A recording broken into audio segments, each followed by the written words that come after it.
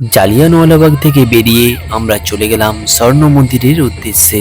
সেদিন পাঞ্জাবিদের কোনো রিচুয়ালস ছিল। রাস্তায় ওদের বিভিন্ন রকমের ভাঙড়া তরোয়াল নিয়ে নৃত্য করতে দেখলাম।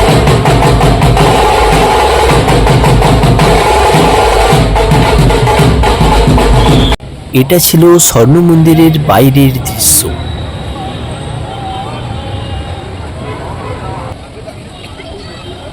মন্দিরে প্রবেশ করতে হলে সকলকেই এইভাবে পা ধুয়ে প্রবেশ করতে হচ্ছিল। আর এই হলো গোল্ডেন টেম্পল। সত্যি অপরূপ সুন্দর মন্দির।